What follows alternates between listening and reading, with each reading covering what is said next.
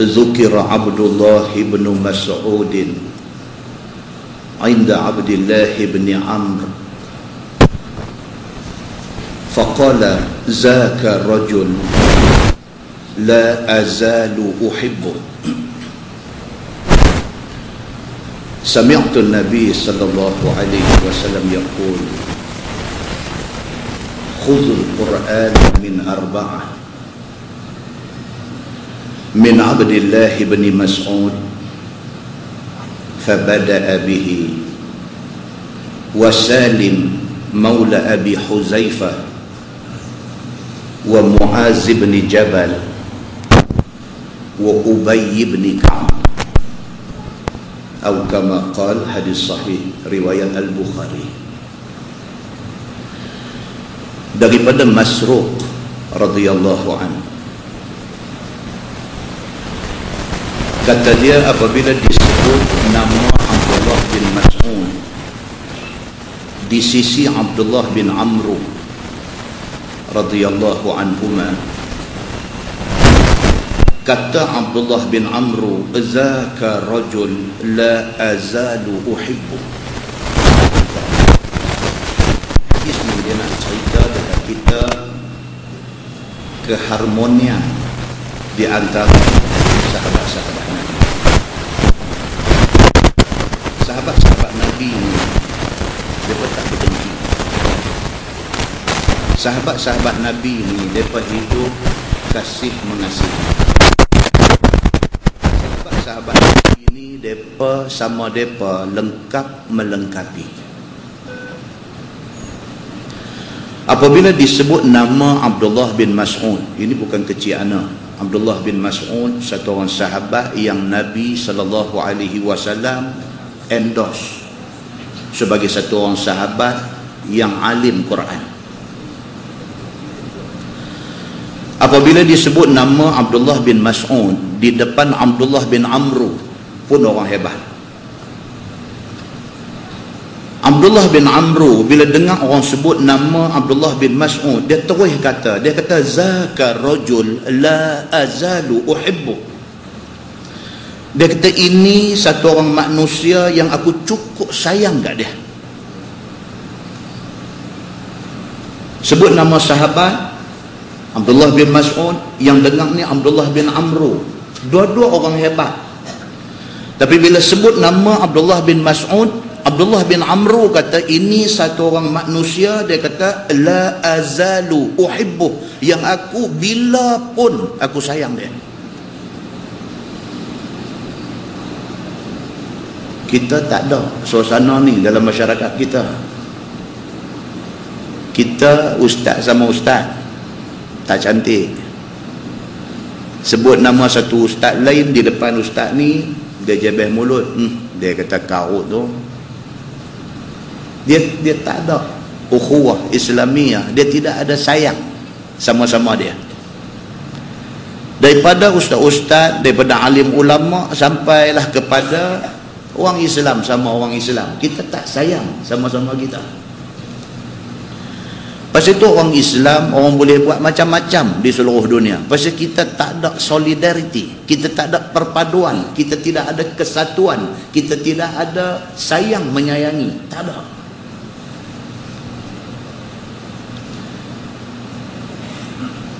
Kata Abdullah bin Amr, sami'tu an-nabiy sallallahu alaihi wasallam yaqul khuzul Quran min arba'ah. Abdullah bin Amr kata, aku jadi sayang dekat Abdullah bin Mas'ud ni pasal apa? Pasal aku dengar Nabi sallallahu alaihi wasallam ada bersabda, Nabi kata kalau hampa nak ambil Quran, ambil daripada 4 orang ni. Min Abdullah bin Mas'ud fabada'a bihi.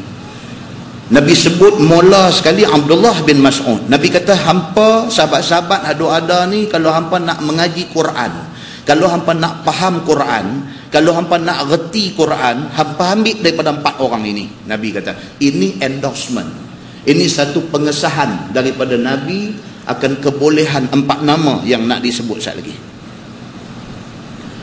Kalau yang hampa nak belajar tu Quran, kalau yang hampa nak reti tu Quran, kalau yang hampa nak alim tu ilmu Quran, Nabi kata ambil daripada 4 orang ni. Yang pertama Abdullah bin Mas'ud, Nabi kata. Wa Salim maula Abi Huzaifah. Kalau nak belajar Quran, belajar daripada Salim maula Abi Huzaifah. Kalau nak belajar Quran, wa Muaz bin Jabal, belajar daripada Muaz bin Jabal, Nabi kata. Wa Ubay bin Ka'ab. Dan kalau nak belajar Quran, belajar daripada Ubay bin Ka'ab. Ini 4 orang, kalau hampa pergi belajar Quran, memang betul apa yang hampa ambil daripada mereka. Muslimin dan muslimat yang dirahmati Allah sekalian.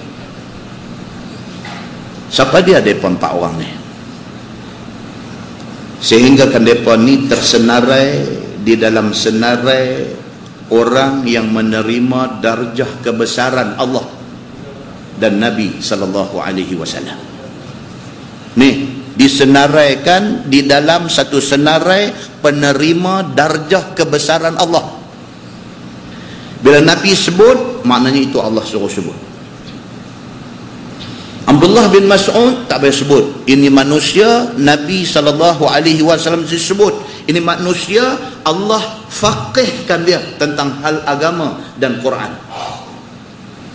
Siapa Salim maula Abi Huzaifah?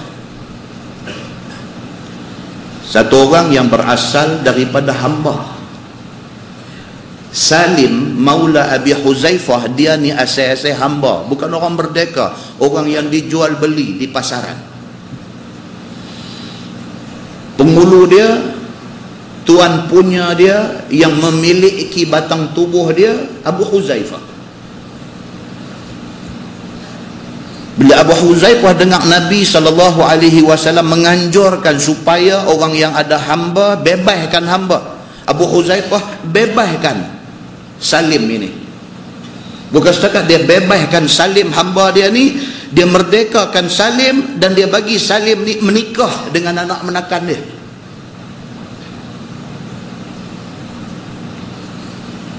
Salim maula Abi Huzaifah satu orang qari Quran, walaupun dia hamba tetapi dia qari dengan Quran ini. Qari maksudnya bukan suara sedap saja, tapi dia alim tentang Quran. Dia menjadi imam Masjid Quba untuk sekian lama. Kita duduk di Mekah, duduk di Madinah. Bila kita sampai di Madinah, di antara masjid yang kita mesti kena ziarah ialah Masjid Quba. Ada orang duduk pergi umrah tiap-tiap tahun. Bila pagi tu orang kata, ni pagi ni kita ada ziarah, kita ziarah Masjid Quba. Dia kata saya tak pergi dah kot, saya duduk main tiap-tiap tahun, duduk pergi selalu dah.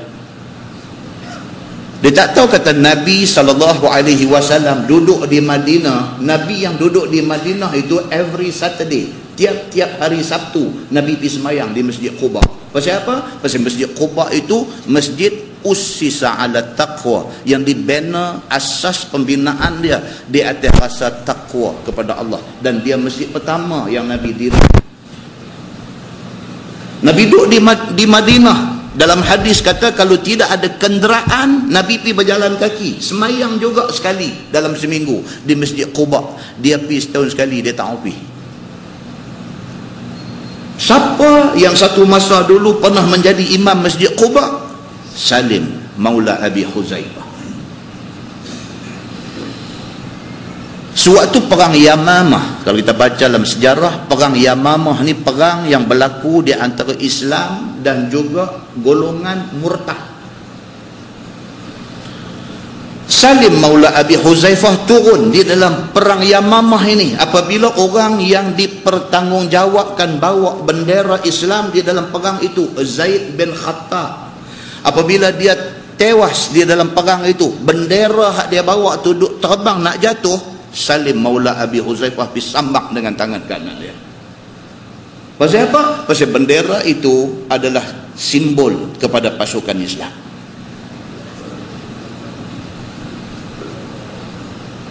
Bila tewas saja Zaid bin Khattab, bendera duk jatuh tu, Salim maula Abi Huzaifah disambak bendera tu, pegang dengan tangan dia.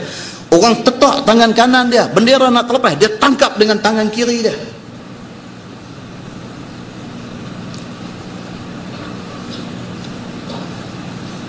Dan perang Yamamah itu berakhir dengan matinya Musailamah Al-Kazzab, orang yang mengaku jadi nabi palsu ini.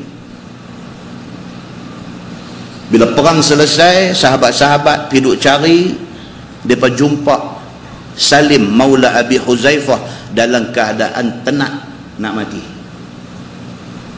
Dia cedera parah. Bila orang sampai dekat dia, mula yang terbit di mulut dia, dia kata, macam mana keadaan Huzaifah, bos lama dia. Dia tak boleh lupa jasa kebaikan Huzaifah, bela dia masa dia jadi hamba dulu, tumpah kasih sayang kepada dia, merdekakan dia dan bagi menikah dia dengan anak penakan Huzaifah. Dia tak boleh lupa. Di saat-saat nazak nak mati itu, bila orang main pegang dia, pangku dia, dia tanya Huzaifah macam mana. Dia tak peduli ke dia, dia duk kira bos dia Huzaifah. Dia beralih-beralih, Huzaifah duk ada sebelah, sudah pun syahid di dalam perang Yamamah. Dia habang dekat dia, dia kata, Salim, Huzaifah sudah syahid. Dia senyum, dia sebut Allahu Akbar, dia mati. Manusia yang seumpama ini, Salim Maula Abi Huzaifah, Nabi SAW sebut.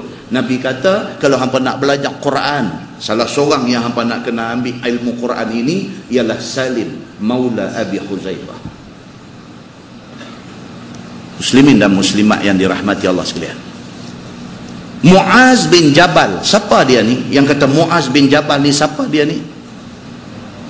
Asal orang Yathrib, orang Madinah. Dia memang anak jati Madinah. Di antara kalangan orang Madinah yang awal masuk Islam. Bila dia masuk Islam? Apabila Nabi SAW hantar satu sahabat yang bernama Mus'ab bin Umair. Sebelum Nabi hijrah ke Madinah, Nabi hantar Mus'ab bin Umair pergi ke Madinah untuk bawa Islam kepada orang Madinah yang masa tu panggil Yathrib. Mus'ab bin Umair orang hebat, sehingga ke sahabat-sahabat yang dan berguru dengan dia, mereka kata apabila Mus'ab bin Umair bercakap, nampak kebijaksanaan terbit di antara celah-celah gigi dia. Nak abang kata gigi ada jarang. Bila dia bercakap tu, mereka nampak kebijaksanaan terbit daripada mulut dia. Ketika Mus'ab bin Umair dihantar oleh Nabi ke Madinah, ke Yathrib, untuk nak ajak orang Yathrib tentang Islam, masa tu Muaz bin Jabal budak-budak lagi, dia masuk Islam dah. Satu orang tokoh di Madinah, di Yathrib pada masa tu, yang rupa parahnya sega, cerdik, dan dia satu orang yang outstanding di Madinah. Outstanding ni maksudnya dalam ramai-ramai orang nampak dia. Dia ni cerdik pada awal dah. Daripada budak-budak, cerdik itu nampak pada dia. Kecerdikan itu dapat dilihat pada dia. Orang Madinah kalau sebut nama Muaz bin Jabal, kenal dah. Ini budak cerdik, ini budak segak, ini budak cerdik. Bercakapnya sangat petak.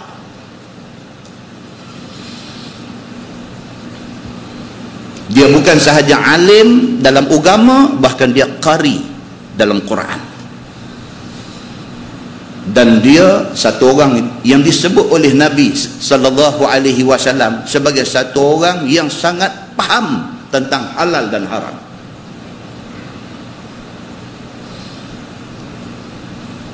Bila berlaku pembukaan kota Makkah, Nabi daripada Madinah, Nabi mai ke Mekah. Kemudian Nabi nak balik ke Madinah, Nabi suruh Muaz tinggal di Mekah untuk dijadikan guru kepada penduduk Makkah. Ini orang hebat. Bahkan kemudiannya dia dipilih oleh Nabi SAW untuk dihantar ke Yaman, untuk nak bawa Islam ke Yaman. Sebelum Nabi SAW hantar dia ke Yaman, Nabi kata dekat dia, Nabi kata, Muaz, mungkin ini last engkau tengok aku.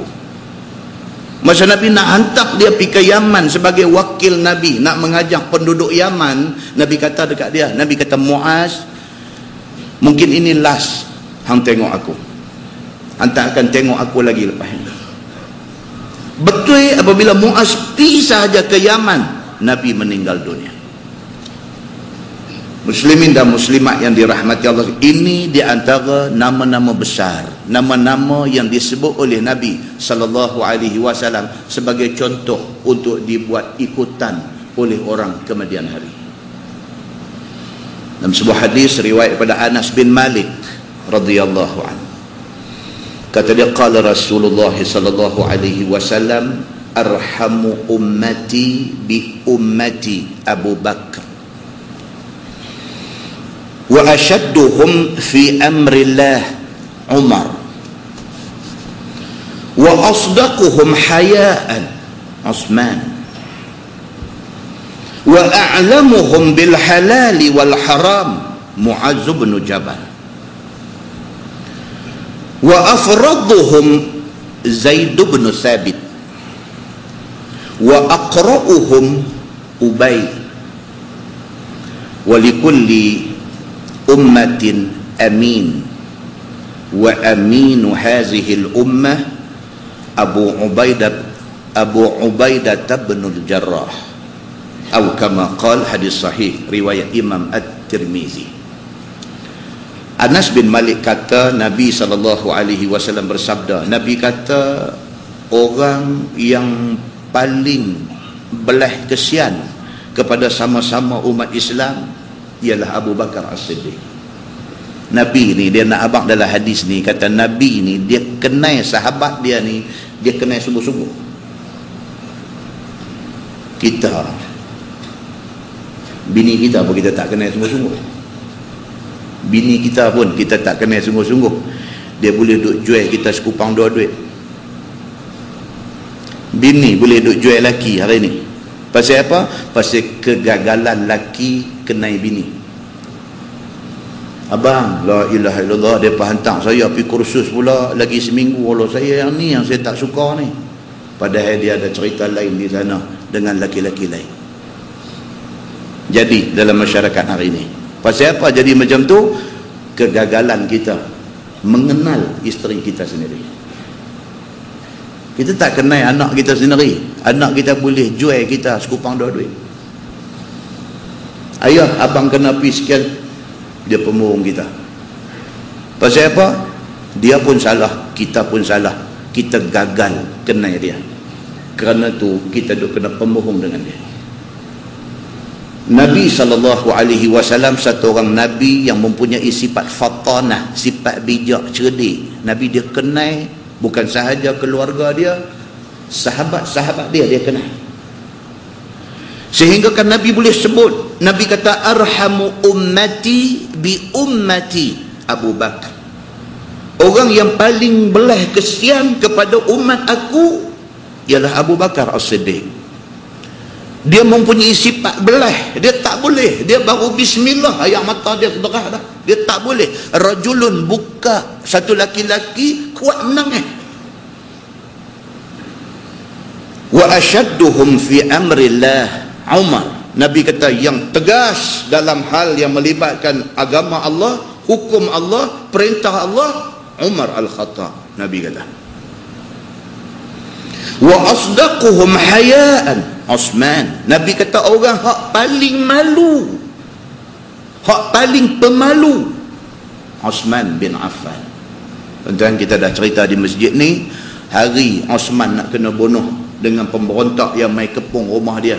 Untuk pertama kalinya Utsman pakai seluar panjang. Tidak pernah diriwayatkan oleh siapa-siapa kata Utsman ni pakai seluar, tak ada.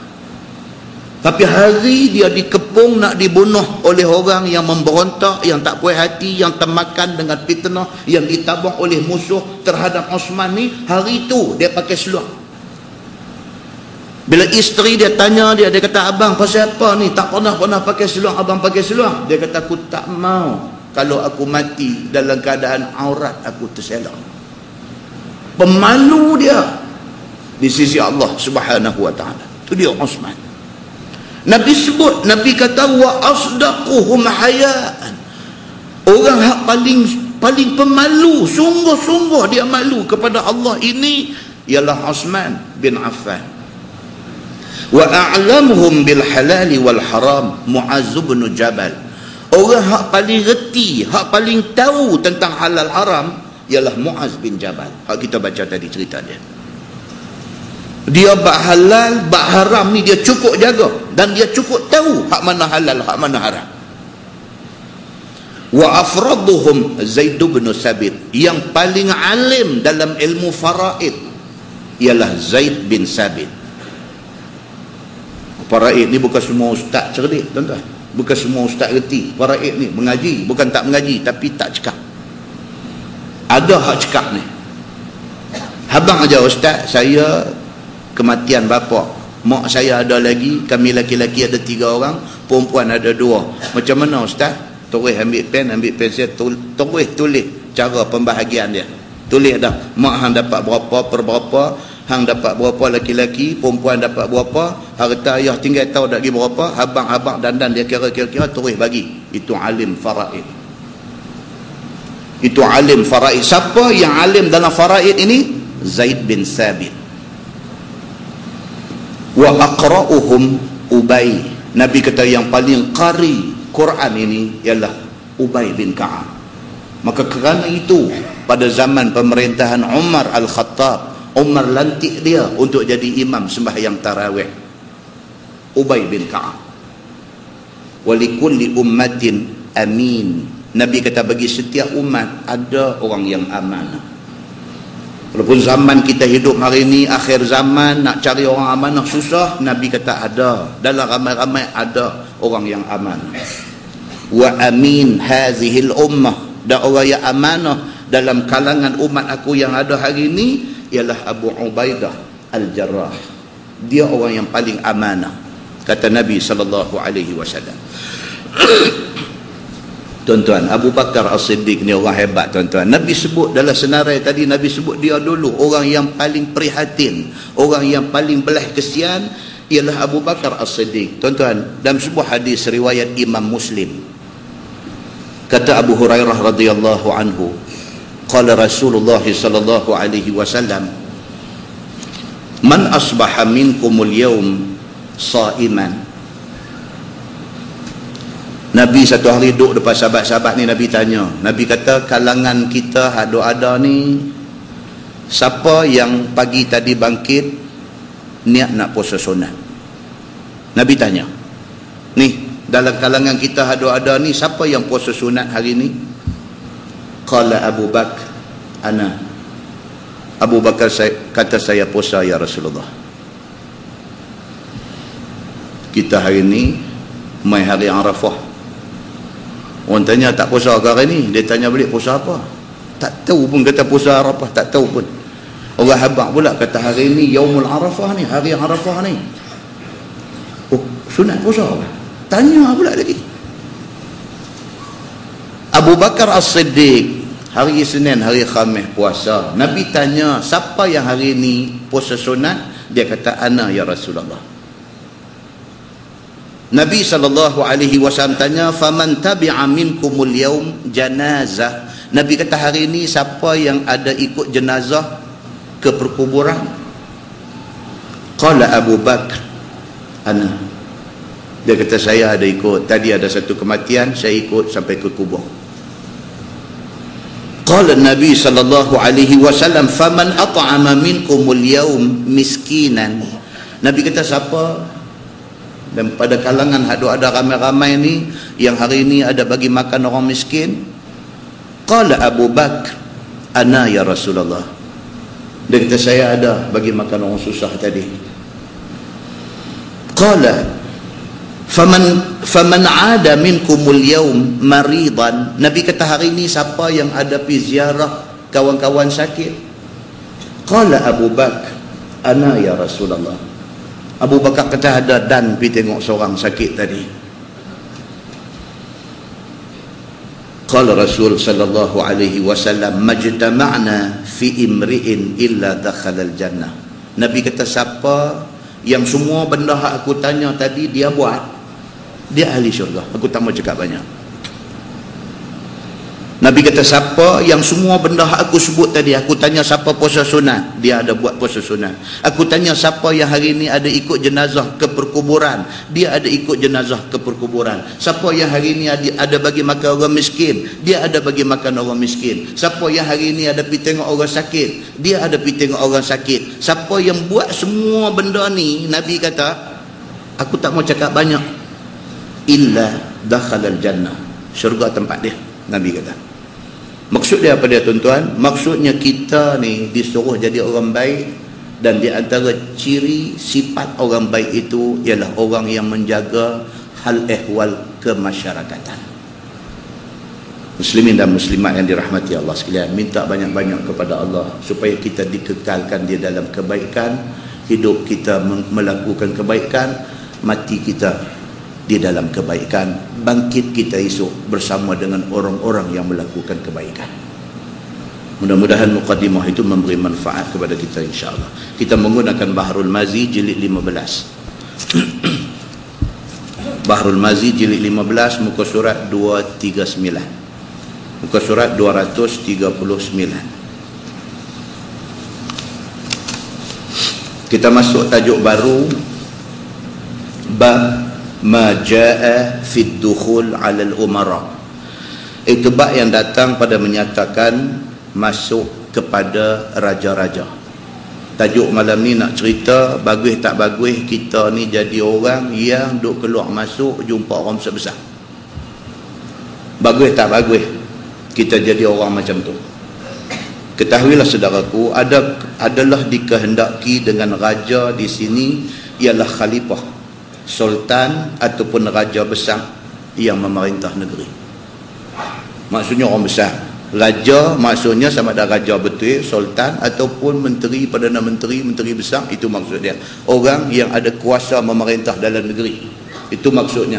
Baik, dia nak cerita lah ni apa hukum kalau sekiranya kita ni ulang alik keluar masuk di tempat orang besar-besar ni.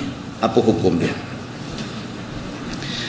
Dan dikehendaki dengan masuk ke atas raja ialah pi balik, duduk bercampur gaul dengan mereka itu. Itu yang dimaksudkan. Kita ni kira duduk berguil dengan mereka ni. Bunyi telefon dia, angkat kau, Assalamualaikum Datuk. Bukan salah telefon Datuk, tapi sampai 10 kali bunyi, 10 Datuk telefon dia. Hebat. Kering kata bunyi, Assalamualaikum Tan Sri. Boy. Kering kata bunyi, angkat, Assalamualaikum Datuk Sri. Boy. Hantar kawan kan orang lain, tanya dia. Dia kata tak, kawan semua, cuma time ni kebetulan depa ni yang duk telefon semua. Kemai kita kata dia. Salah ke berkawan dengan orang besar-besar? Salah tak salah, sekali lagi dia abang. Cuba kita tengok dia kata apa. Maka jika sekiranya masuk duduk di dalam majlis raja-raja itu kerana nak membetulkan jalan agama dan kerana nak mengajar dan kerana nak memberi nasihat, maka itu tak apa. Kita duk masuk keluar tu, kita boleh bercakap benda betul ke dia, tak apa.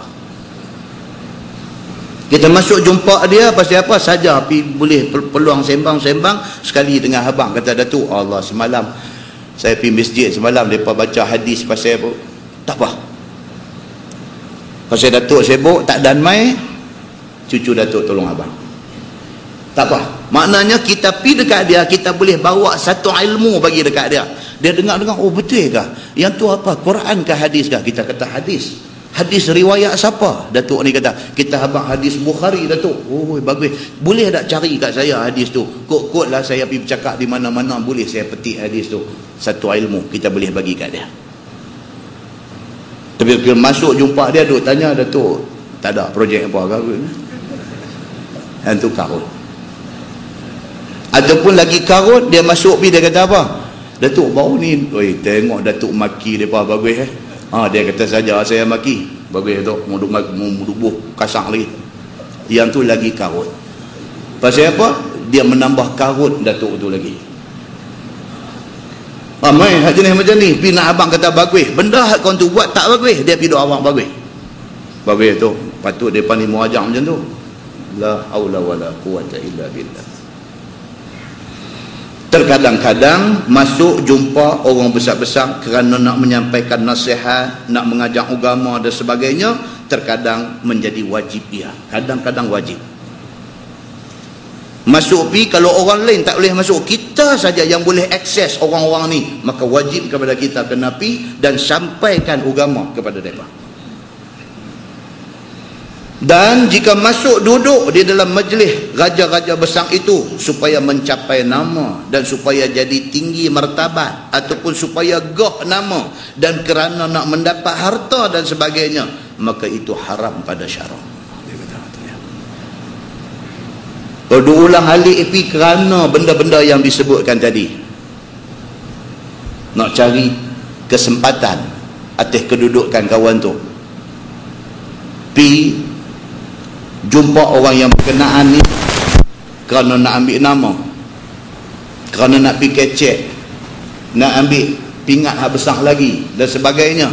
Dia kata kalau itu sahaja tujuan dia kata maka itu haram pada syarak. Pasal apa? Pasal tak membawa kebaikan pada agama.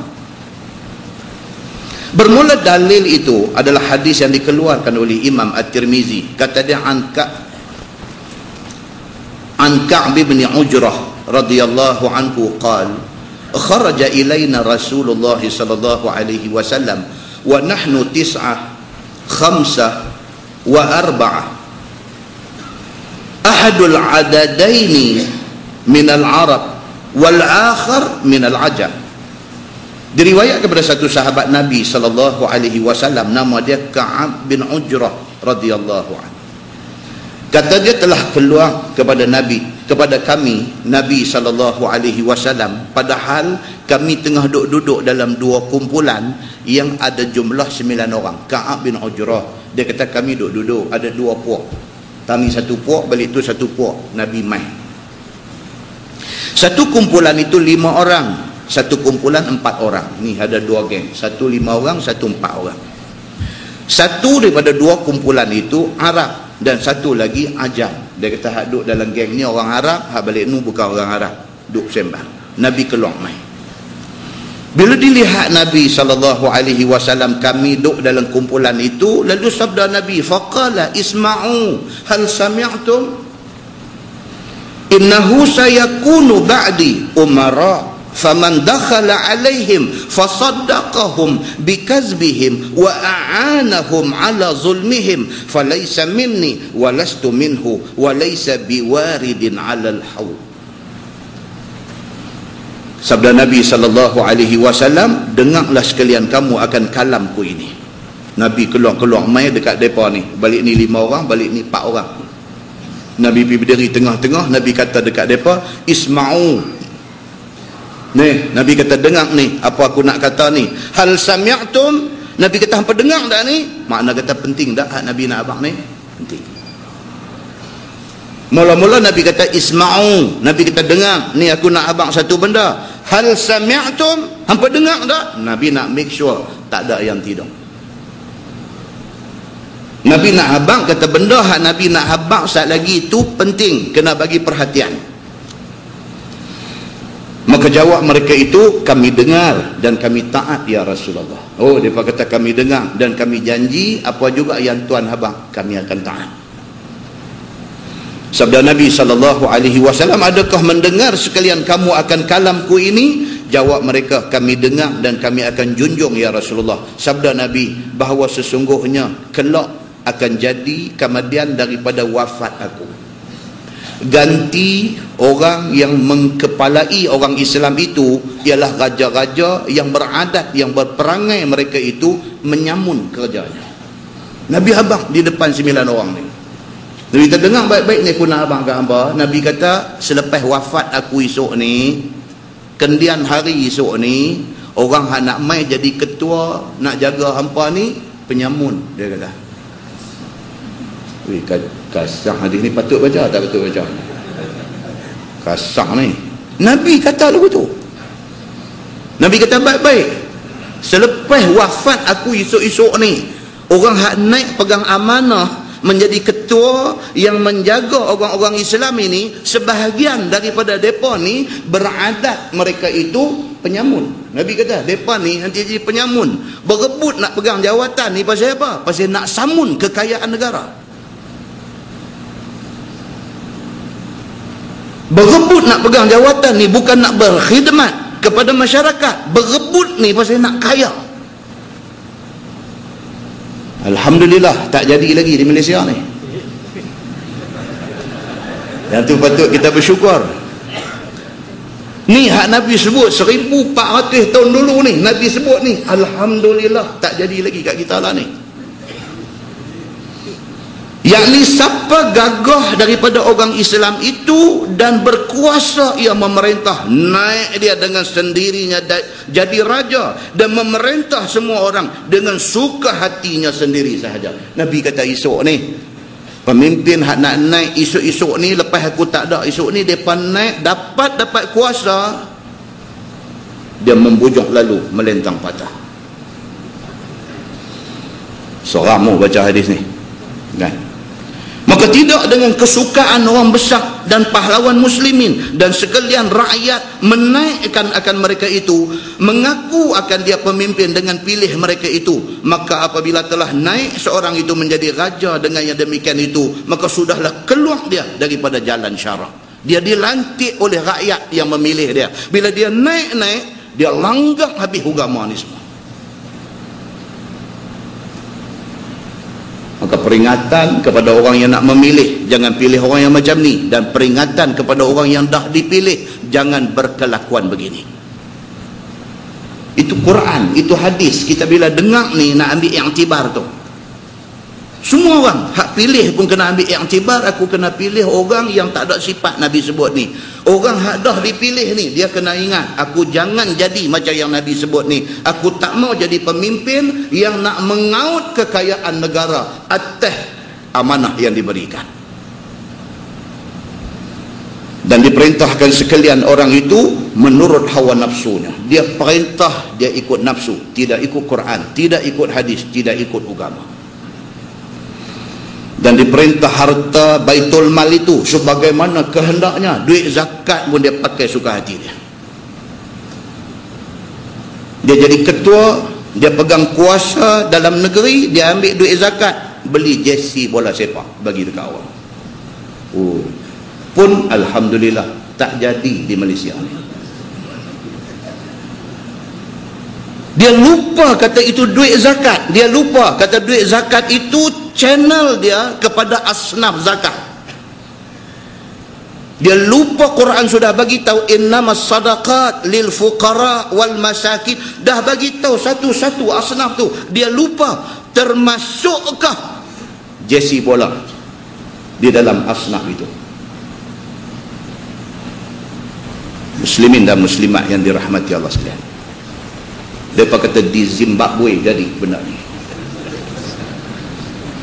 Maka tidak menurut sebagaimana hukum syarak itu. Maka siapa masuk atas mereka itu, yakni pi balik kepada pemimpin yang seperti itu, duduk bercampur dengan mereka di dalam majlis mereka itu, serta membenarkan akan segala karut-karut mereka itu yang keluar daripada jalan syarak itu, maka tidaklah diterangkan salahnya.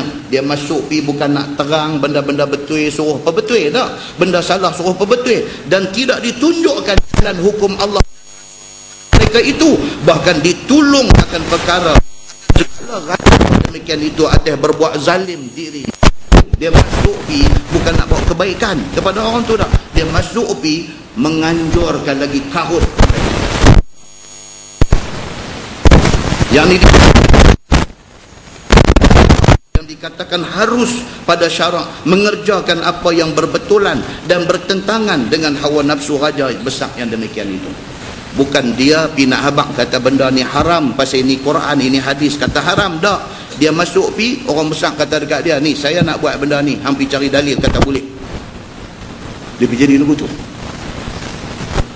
Sepatutnya dia masuk pi kena habaq, benda ni tak boleh buat. Dia kata bos, benda ni tak boleh buat. Pasal apa? Quran tak bagi buat. Benda ni tak boleh buat pasal hadis kata tak boleh buat.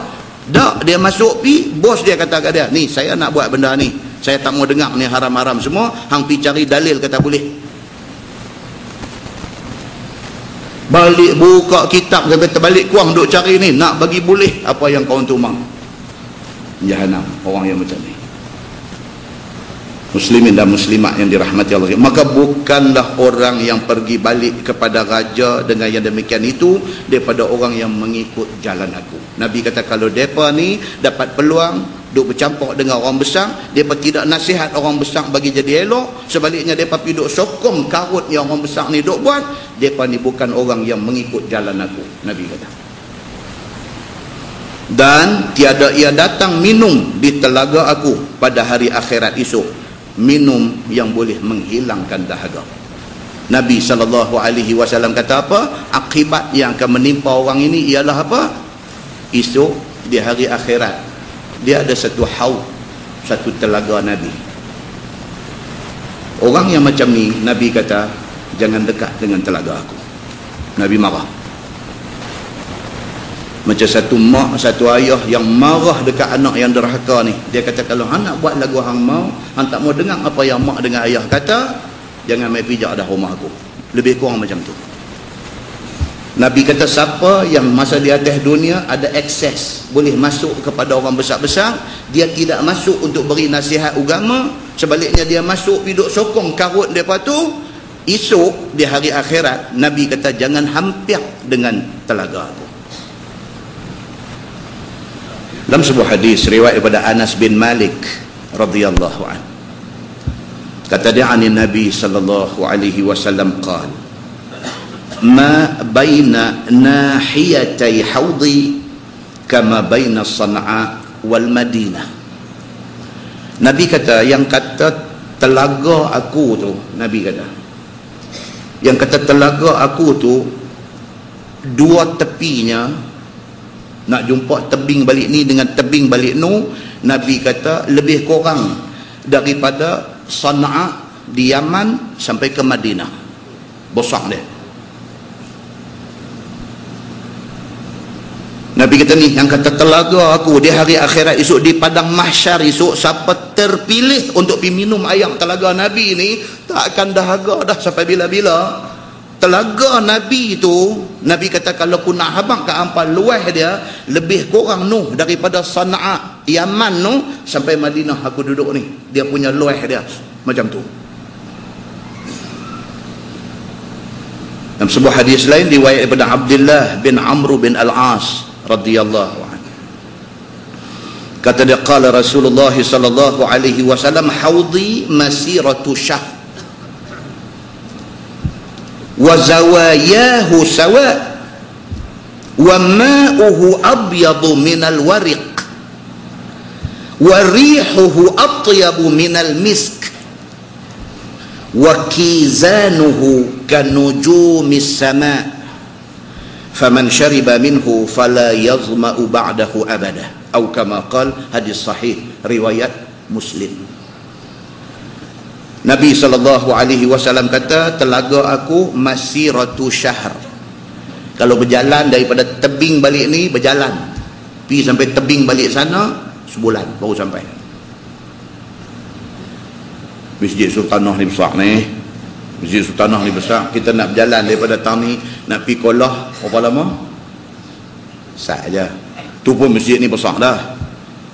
Telaga Nabi kalau berjalan daripada tebin ni nak pergi tebin balik no, Nabi kata berjalan kaki sebulan. Maksudnya apa? Ramai orang boleh sekali pergi minum air telaga Nabi. Wa zawayahu sawa, tiap-tiap sisi tepinya sama. Nabi kata kalau sini pergi ke sana sebulan perjalanan, balik ni ke balik ni pun sebulan perjalanan. Besar dia. Wa ma'uhu abyad minal wariq, air dia ni lebih putih daripada perak. Silver tu tengok lebih daripada tu lagi. Wa rihuhu atyabu minal misk, wangi dia lebih wangi dari kasturi. Wa kizanuhu kanujumis sama, gemerlap cahaya dia macam kerdipan bintang di langit. faman syariba minhu, Nabi kata siapa dapat minum daripada air telaga aku itu, fala yazma'u ba'dahu abada, siapa bila-bila dia tak akan dahaga dah seumur hidup dia. Hebatnya yang dikatakan haud, yang dikatakan telaga Nabi tu, hebat dia macam tu. Orang yang kita baca tadi ni, Nabi kata jangan hampir dengan telaga aku. Muslimin dan muslimat yang dirahmati Allah sekalian, hati-hati jangan kita tergolong dalam golongan itu. Sabda Nabi sallallahu alaihi wasallam, wa man lam yadkhul alaihim wa lam yu'inhum ala zulmihim wa lam yusaddiqhum bikazbihim fahuwa minni wa ana minhu wa huwa waridun 'alal haud. Sabda Nabi sallallahu alaihi wasallam, dan siapa-siapa yang tidak masuk atas pemerintah itu, yakni tidak pergi masuk bercampur gaul di dalam majlis mereka itu dan tidak tolong mereka atas kezaliman mereka itu, yakni tidak tunjukkan jalan helah, jalan untuk nak mengharuskan raja-raja memperbuat perkara yang ditegah oleh Allah yang mengikut hawa nafsu itu, dan tidak sokong, tidak dibenarkan segala karut mereka itu, bahkan dinasihati mereka itu dengan mulut dan kelakuan, maka ialah orang yang terjumlah di dalam orang yang menjalankan jalan aku. Nabi kata siapa yang kalau dia boleh pergi masuk jumpa orang besar-besar ni, dia masuk, dia bercakap agama, dia selamat, dia boleh pergi telaga aku. Siapa yang kalau dia masuk, dia pergi tegur apa tak elok yang dibuat oleh pemerintah ni, dia dapat mai minum air telaga aku. Siapa yang apabila pemerintah buat karut, dia tidak pergi campur dengan karut itu, dia boleh masuk minum air telaga aku. Tapi siapa yang tak buat macam tu, jadi macam golongan tadi, jangan hampir dengan telaga aku. Kata At-Tirmizi, ini hadis sahih lagi gharib, tiada kami ketahui akan dia, akan hadis ini melainkan daripada ini wajah. Kita boleh tengok dalam banyak riwayat cerita tentang benda yang sama. Masalah dia kata sabang atas agama itu sebenarnya amat sukar. Dia kata susah, dia kata nak sabang dengan agama ni bukan senang, bukan senang tuan-tuan. Tuan-tuan, kita duduk di mana pun lah, kita duduk di mana pun, kita jadi guru sekolah, oh, nak bersabak dengan agama ni bukan senang. Pergi dapat pengetua kaki yak-yak ni, kita ustaz dalam sekolah tu, oh pening. Tak usah bercakap orang yang pegang jawatan agama dalam sebuah negeri, dalam sebuah negara, itu besar. Dalam sekolah saja, pengetua saja, bos kita saja, dia jenis merapu. Dia jenis hujung tahun lagu nak buat majlis, ajak cikgu-cikgu semua pergi hotel mana ke, panggil cikgu ni main menyanyi, panggil cikgu ni main menyanyi, saat lagi lagu nak buat belaga pipi laki-laki perempuan pun tak ada di Malaysia ni. Tapi saja contoh bawa api lah, semua nikih Zimbabwe semua. Kalau berlaku macam tu, kita ni ustaz dalam sekolah tu, kita ni nak pergi tegur pengetua ni, nak pergi habang dekat pengetua, kata cikgu tak boleh buat lagu ni, cikgu ni tak betul. Pengetua tengok lagu tu, ya kita rebah lah. Rebah tu sampai Long Pasir Sabah tu. Tu baru dalam pagang sekolah kecil tu aja, satu ustaz dah tak terbit suara dah nak tegur pengetua. Tuan-tuan jangan cakap dalam sebuah negara. Orang-orang agama ni bukan tak tahu kata benda tu tak boleh, merekam ni, tapi nak habang lagu mana? Takut mereka dekat Presiden Zimbabwe ni. Karut Zimbabwe ni. Maka dia main pula tajuk ni, dia kata apa? Dia habang dekat kita ni. Dia kata nak sabak dengan hal agama ni bukan senang.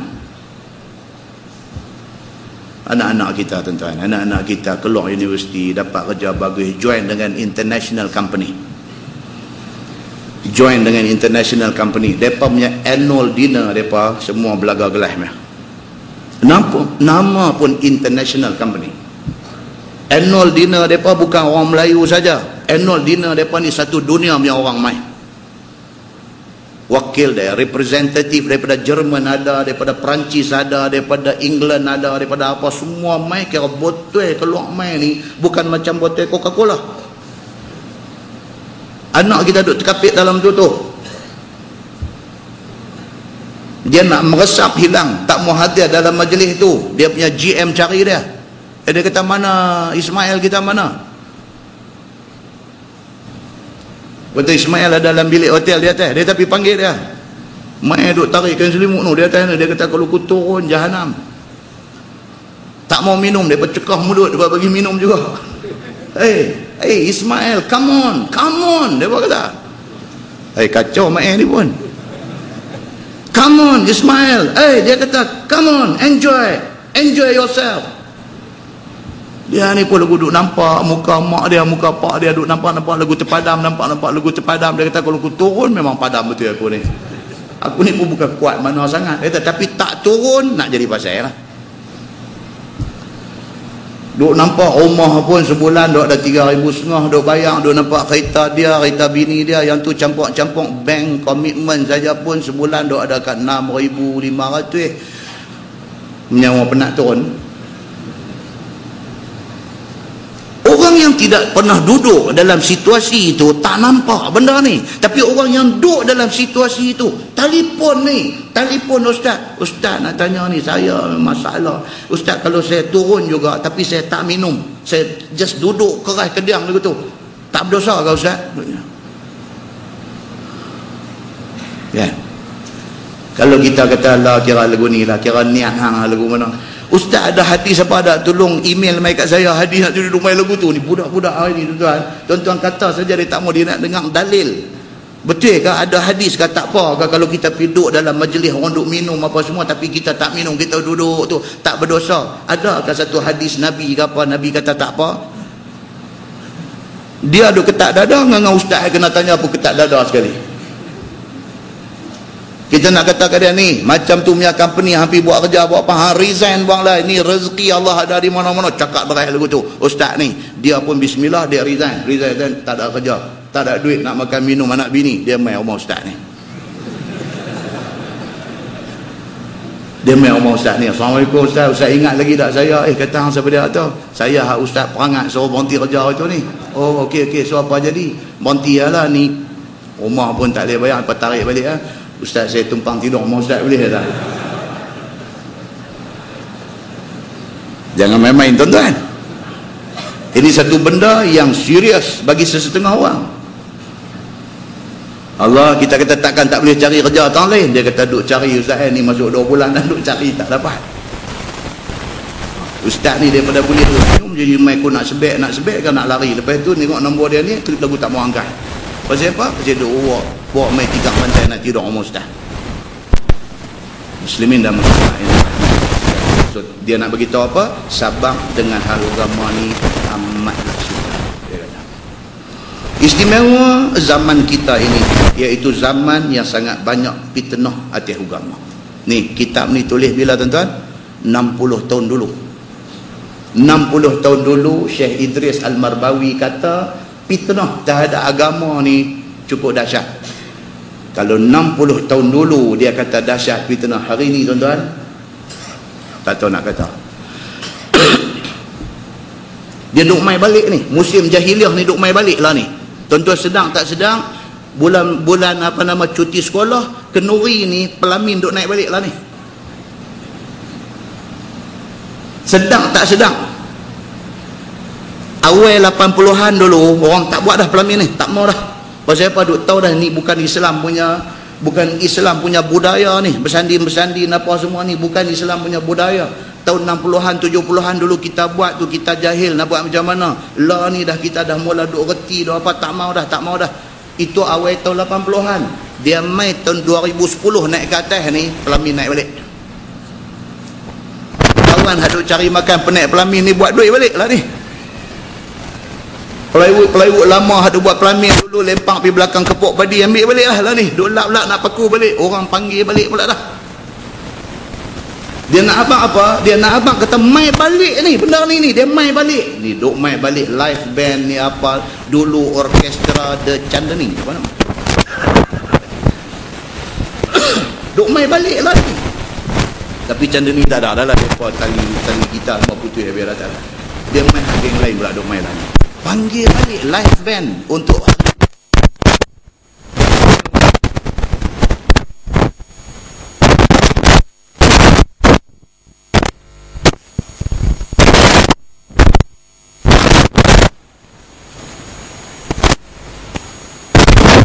puluhan.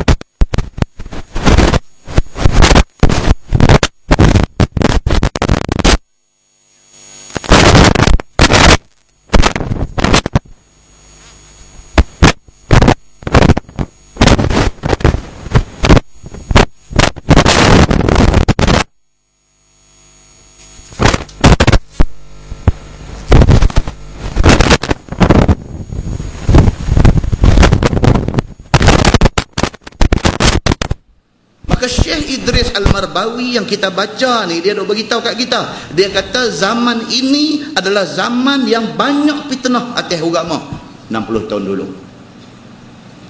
sama ada pada ibadah ataupun pada muamalat ataupun lainnya, fitnah banyak. Dalam hal ibadat pun celaru, betul-betulnya lagu mana. Hari ni orang boleh tanya soalan tu. Satu orang nak pergi Mekah, dia mai tanya soalan kecil ya, tapi jadi satu kuman dalam kepala dia. Dia tahu, ustaz ni saya nak turun minggu depan ni. Oh, kita kata ahlan wa sahlan biduyuf, bagailah hajjan mabrura. Kata dah yang tu tak apa, yang tu tak apa. Ni nak tanya ni, tawaf ni ustaz, ni masa tawaf ni, dia kata betul-betul nak mula tawaf tu kena niat ke tak? Itu benda ibadat. Nak mula tawaf tu kena niat ke tak? Makna dia tak sure, dia tak pasti kena niat ke tak kena niat. Kalau kata kena niat, apa nas dia? Pendapat imam mazhab mana yang kata kena niat? Oh ni kata lagu ni, oh ni kata lagu ni. Pening ustaz, saya nak turun minggu depan dah, kursus haji 3 tahun dah pergi. Tu satu, dia kata. Satu, ada berapa soalan ni? Kata. Satu lagi, dia kata.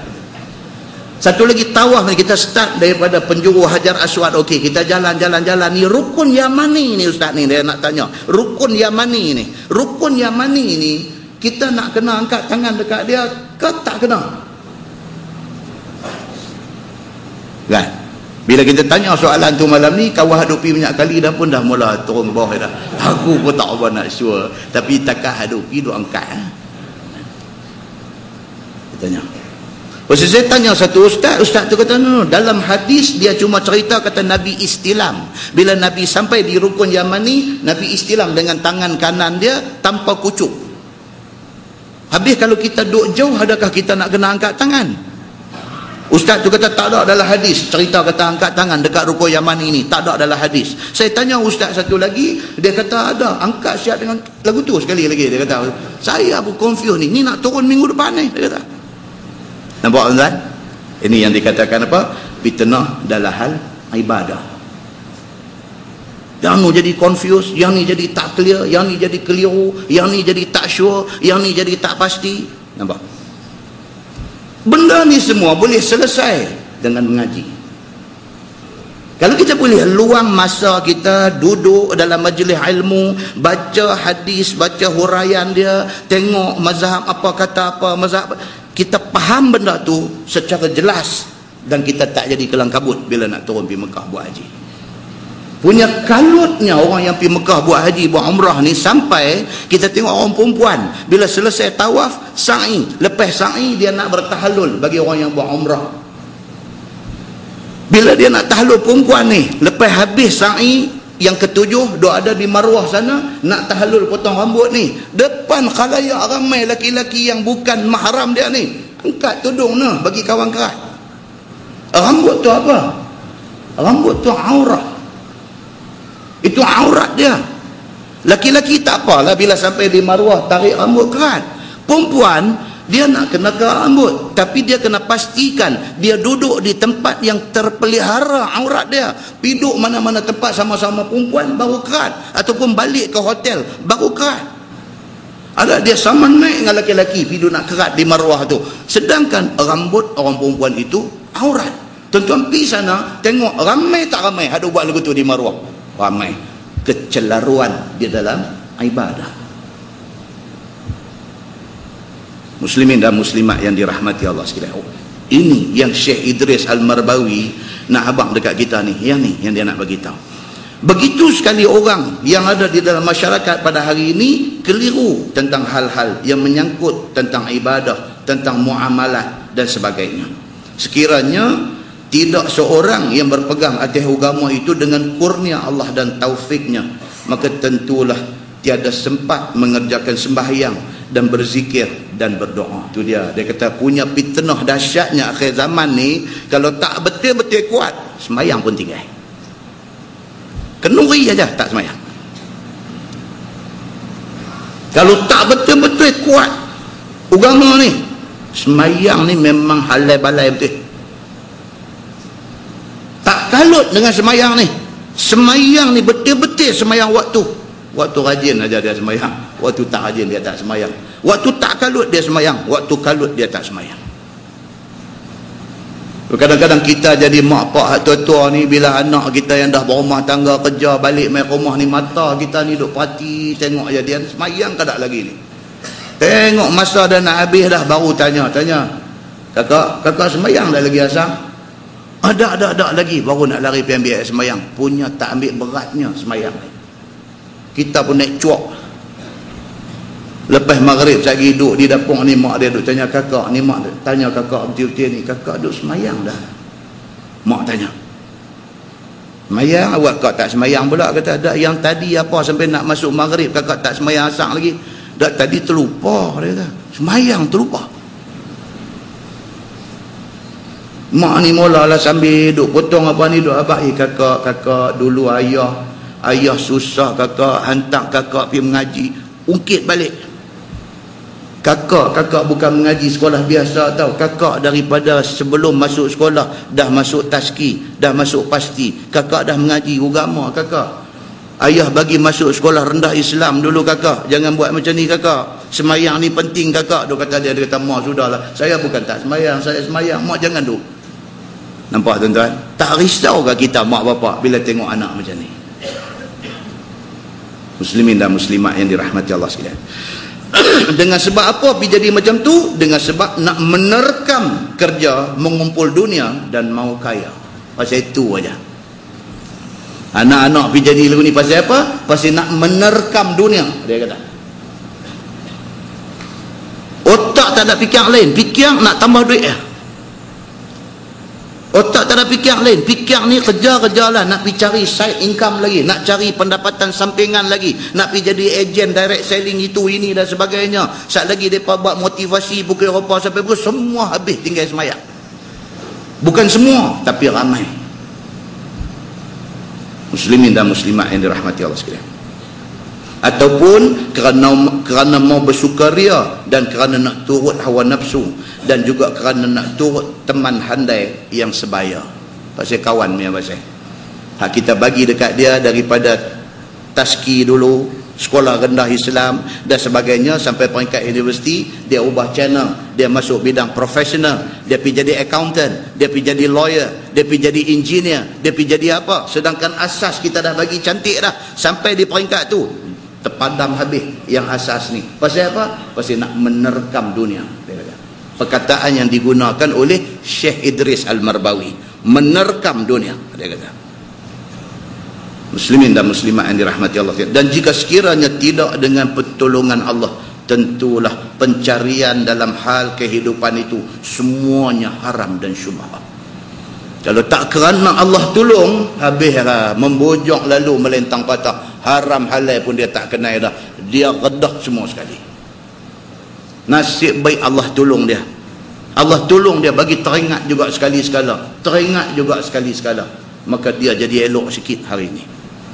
Muslimin dan muslimat yang dirahmati Allah, dengan kerana mendapatkan makan minum dan pakaian dengan tipu dan bohong dan memakan harta orang dengan jalan haram itu, menuntut harta dengan riba, berhutang dengan riba, duduk di dalam rumah yang haram, berjalan di tempat yang haram, pergi datang semuanya haram. Dia kata ada orang hidup macam tu, hidup dia ni keliling semua sumber haram. Wal'iyazubillah, ada orang macam tu. Rasuah ni menjadi wajib bagi dia. Dia dah set dah hidup dia tu, gaji sekian banyak, rasuah sekian banyak, dia campur dua tu, itu keperluan dia, keperluan bulanan dia. Bila tak dapat yang tu, dia tak boleh hidup. Rasuah sudah menjadi makanan harian dia. Anak bini dalam rumah membesar dengan duit rasuah tu. Muslimin dan muslimat yang dirahmati Allah sekalian, tetapi orang yang kuat berpegang dengan agama, sabar dan ditahannya dirinya daripada segala yang haram itu dengan bersungguh hati, sebagaimana disebutlah hadis riwayat At-Tirmizi, kata dia an Anas bin Malik radhiyallahu anhu qala Rasulullah sallallahu alaihi wasallam, ya'ti 'ala an-nasi zamanun as-sabiru fihim 'ala dini kal qabid 'ala al-jamr. Maksud dia apa? Diriwayat pada sahabat Nabi sallallahu alaihi wasallam, nama dia Anas bin Malik radhiyallahu anhu. Sabda Nabi sallallahu alaihi wasallam, akan mai satu masa kepada manusia yang sabar mereka itu dengan agama seperti orang yang genggam bara api. Siapa nak pegang dengan agama betul-betul, macam tu genggam bara api. Kalau tak tahan betul-betul, lepaslah agama ni. Kalau tak tahan betul-betul, tak boleh dah nak beramal dengan agama ni. Umpama Nabi kata, orang yang nak pegang dengan agama di akhir zaman ni macam orang genggam bara api, yakni sehabis-habis susah dia berpegang dengan syarak itu dan mengibaratkan sebagaimana orang yang pegang bara api. Kata At-Tirmizi, ini hadis gharib. Itu dia. Muslimin dan muslimat yang dirahmati Allah sekalian, Anas bin Malik yang riwayat hadis ni, dia sahabat yang menjadi orang kanan Nabi. Tak ada cerita banyak dah pasal Anas bin Malik ni. Di antara sahabat yang mati umur tua, dalam setengah riwayat kata dia mati umur 103 tahun. Anas ni, Anas bin Malik, anak kepada Ummu Sulaim ni, yang kita cerita banyak kali dah ni.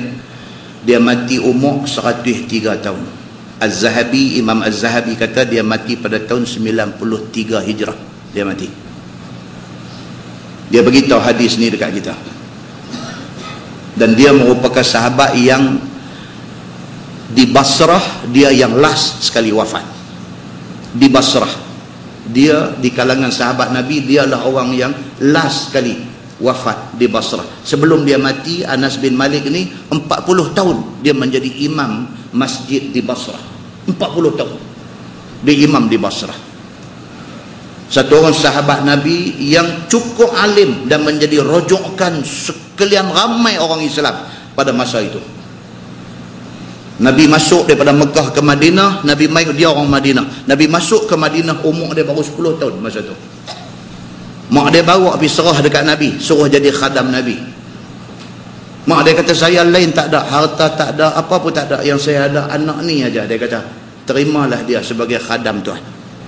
Umur baru 10 tahun. Nabi duduk di sana 10 tahun. Umur dia 20 tahun. Nabi wafat. Dia hidup lagi sehinggalah umur 103 tahun. Lepas dah Nabi wafat, dia hijrah ke Basrah.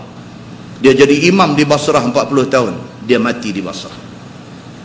Dia beritahu dekat orang, dia kata Nabi SAW beritahu menjelang akhir zaman, siapa nak pegang dengan Islam sungguh-sungguh, dia ibarat orang yang kena genggam bara api. Kalau tak tahan, lepas dah agama ni. Kalau boleh tahan, syurga duduk nanti. Muslimin dan muslimat yang dirahmati Allah sekalian, masalah dia kata umat Muhammad membesarkan diri, akhirnya menjadi hina diri. Sesungguhnya ini satu perkara yang menunjukkan atas Nabi SAW adalah satu mukjizatnya yang telah zahir sebagaimana yang disabdakannya itu. iaitu akan mendapat orang-orang Arab yang Islam itu memerintah orang kafir, sehinggalah menjadi hamba sahaya akan anak-anak raja kafir daripada raja-raja Parsi dan Rom. Itu dia. Nabi dah bagi tahu dah, esok Islam akan menang. Parsi dengan Rom kuasa kafir pada masa tu. Nabi kata esok Islam akan memerintah, anak-anak raja Rom, anak-anak raja Parsi akan jadi kuli hamba. Nabi habaq. Jadi tak benda tu?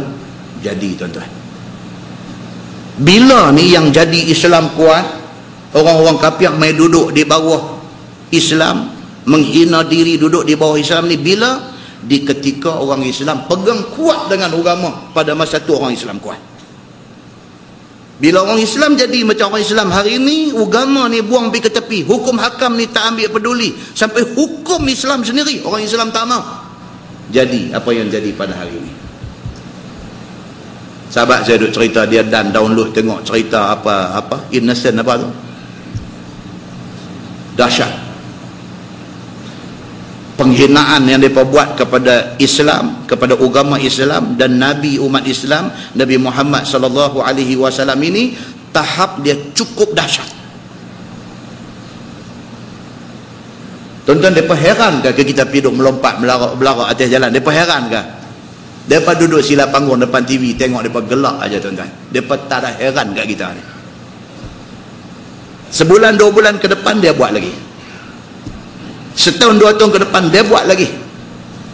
Pasal apa? Pasal dia tahu orang Islam hari ni tak kuat. Dia tahu orang Islam hari ni boleh raya atas jalan saja. Dia tahu orang Islam hari ni bergantung hidup dengan dia. Ada pihak menyarankan supaya orang-orang Islam hari ni boykot, tak usah guna Google. Pasal Google itu Yahudi punya, tak usah guna Google. Bolehkah kita hidup tak guna Google? Sampai budak-budak kita, budak Melayu Islam kita kata, dia kata kalaulah Tuan Haji Google ni boleh ada sebelah aku masa Pak Isa, alangkah baiknya, dia kata. Pasal Haji Google ni sahabat tahu, tuan-tuan, time apa pun dia keluar mai lagi cerita kita nak tahu tu. Dahsyat. Siapa ni yang pergi buat engine ni, yang pergi buat search engine, yang pergi buat ni teknologi, siapa buat? Mereka buat. Kalau kita orang Islam boleh buat seumpama Google ni, search engine Islam punya, kita tak perlu kepada Google dia, kita boleh hidup dengan kita. Tapi kita tak boleh buat. Pasal apa? Pasal orang Islam dengan mentaliti dia, mentaliti consumer. Kita punya mentaliti ni pengguna, bukan pencipta. Kita tak reti nak mencipta benda, kita tahu guna aja. Itu sebab kalau raya orang Melayu, raya orang Islam ni, Cina tutup kedai. Itu sedang tak benda ni duk jadi? Raya kita, Cina pergi cuti. Mereka masa tu lah nak pergi Genting Highland, nak pergi Cameron Highland, nak pergi mana, mereka cuti masa tu. Kata buka raya hampa, pasal apa yang hampa cuti? Dia kata kalau buka pun tak ada orang beli, pasal orang raya semua. Maknanya ada beli ni kita. Raya dia tak tutup kedai, dia buka kedai. Pasal apa? Pasal raya dia pun kita nak pergi beli. Tak sedar benda tu, kita tak sedar, kita renung balik baru kita nampak, oh tu dia yang kata orang Melayu, orang Islam ni tahap dia, tahap tu. Pusing satu bandak ni nak cari orang Islam gunting rambut, tak ada. Sedar tak? Kalau start ni kuat ramai tak tahu, tak ada. Pusing habis ni, tak mana kedai orang Islam buat kedai gunting rambut, tak ada. Pasal apa? Pasal kita tak menjadi peneraju kepada bidang-bidang ini. Raya Hindu, surat abang tak ada. Pasal apa? Pasal hadut distribute surat abang kebanyakan mereka. Hak beli kita. Bila kita marah dekat Yahudi tu, hina Islam, kita marah ni, kita lompat dia jalan ni, itu saja yang kita boleh buat. Tapi kalau tak buat, tak boleh. Mereka tak heran terus kat kita. Kita tak tunjuk kemarahan kita. Tapi takat buat tu saja, mereka tak heran kat kita. Tak jejah pun dia. Takkan nak bakar bendera. Bendera tu pun hampa beli, bukan kami beli, dia kata. Hampa beli, betul hampa bakar. Duit hampa juga hampa bakar. Mereka boleh fikir macam tu. Muslimin dan muslimat yang dirahmati Allah sekalian, ini kedudukan orang Islam bukan di Malaysia, seluruh dunia. Begini keadaan dia. Sedangkan hak kita duk baca malam ni, Nabi SAW bagi tahu dekat sahabat-sahabat dulu, Nabi kata apa? Satu hari isu Islam akan pegang power. Anak-anak Raja Rom, anak-anak Raja Parsi akan menjadi hamba-hamba. Dia kata. Nabi abang lagu tu. Maka dengan kerana itu, sudahlah pula orang Arab itu besar diri dan bermegah-megah dan banyak nikmat yang dikurniakan Allah. Bila dah betul apa yang Nabi kata, orang Islam jadi berkuasa, lupa diri. Lupa diri. Pasal apa? Pasal kuasa kita pegang. Pasal apa? Pasal semua kita kata doa dalam tangan kita, kita kontrol, kita lupa diri. Maka semua pun duk hidup dengan besar diri, bermegah-megah dengan nikmat yang dikurniakan Allah. Dalam keadaan dia bersedap di dalam nikmat itu, bangkit pula hamba sahaya daripada anak Persi dan anak Rom, hantam balik tuan dia orang-orang Arab ini. Akhirnya apa? Orang ambil balik kuasa itu, kapiak kontrol balik dunia ni. Pasal apa? Pasal orang Islam ni cepat sangat lupa diri. Muslimin dan muslimat yang dirahmati Allah, sehinggalah dapat dikalahkan dan menjadi mereka itu memerintah apa yang sebelumnya diperintah oleh orang Islam. Mereka take over habis. Marah ni mereka ni hantar balik negeri, baru mereka tahu mereka balik negeri kita nak beli di kedai siapa. Pasal apa? Pasal semua kedai mereka punya. Sedang tak sedang mereka punya. Tanya saja the store siapa punya, tanya ni siapa punya, tanya ni siapa punya, ni siapa punya. Semua hak orang punya, bukan hak kita punya. Tanah kita pun dulu hak kita punya, dulu lah hak mereka punya. Ni doa abang ni dulu ni berapa kelong ni semua tanah Tok Wan hang ni abang. Anak kita pun kata, oh Tok Wan kaya lu ayah tu. Ni semua Tok Wan hang punya ni. Anak tanya lah siapa punya? Alah mereka punya lah. Lagu tu yang doa ada. Muslimin dan muslimat yang dirahmati Allah, bermula sekalian itu telah berlaku. Bermula hadis yang menunjukkan dikeluarkan oleh Imam At-Tirmizi. Kata dia, Ani bin Umar radhiyallahu anhu qala Rasulullah sallallahu alaihi wasallam, "Idza masyat ummati al-mutayta wa khadamaha abna'ul muluk, abna'u Faris war Rum, sullita syiraruha ala khiyariha." Diriwayatkan oleh satu sahabat Nabi sallallahu alaihi wasallam, nama dia Abdullah bin Umar bin Al-Khattab radhiyallahu anhuma. Kata dia, sabda Nabi sallallahu alaihi wasallam, apabila banyak jadi berlaku di kalangan umat aku jalan melenggang-lenggang besar diri kerana banyak nikmat yang dikurnia Allah. Tuan-tuan nampak hadis ni 1400 tahun dulu Nabi kata, apabila orang Islam ni berasa dia duduk dalam comfort zone, orang putih kata duduk dalam zon selesa. Pasal apa? Pasal Malaysia ni negeri kita, kita duduk dalam zon selesa. Pasal apa? Pasal anak kita dapat keputusan tak apa elok pun dapat universiti. Pasal apa? Pasal kita payah-payah ada subsidi. Pasal apa? Bila kita duduk dalam keadaan macam tu, terlalu comfort, terlalu selesa, terlalu bergantung hidup kepada orang. Bila kita duduk dalam keadaan macam tu, kita lemah. Tuan-tuan tengok orang Islam duduk di Singapura, kuat tak mereka? Oh, orang Islam Singapura, tuan-tuan pergi tengok yang kata masjid di Singapura. Oh, hebat tuan-tuan. Mereka masjid mereka ada kompleks. Masjid mereka ada kompleks. Masjid keliling ni ada klinik, ada klinik gigi, ada mini market, ada barber shop, kedai gunting rambut, ada kedai rempah cabai, ada restoran, ada keliling tu. Saya tanya, saya kata ni yang duk menjaga ni siapa? Budak-budak ni dulu pergi mengaji atas beasiswa masjid. Masjid bagi beasiswa kat budak-budak ni, mereka pergi mengaji, pergi buat medik, pergi buat perubatan, balik mai buka klinik dalam masjid. Dan orang Islam disuruh support dia, dan orang Islam support. sewa, masuk balik kat masjid, masjid rolling balik duit tu, bagi lagi kepada anak orang Islam di masa depan. Pasal apa mereka boleh buat macam tu? Pasal apa? Pasal mereka minoriti di Singapura. Pasal apa? Pasal mereka tak dapat macam kita dapat keselesaan ini. Kalau mereka tidak usaha, mereka tidak dapat. Maka kerana tu mereka usaha dan mereka struggle dan mereka hidup.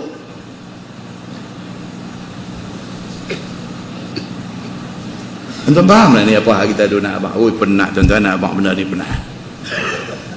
Penat.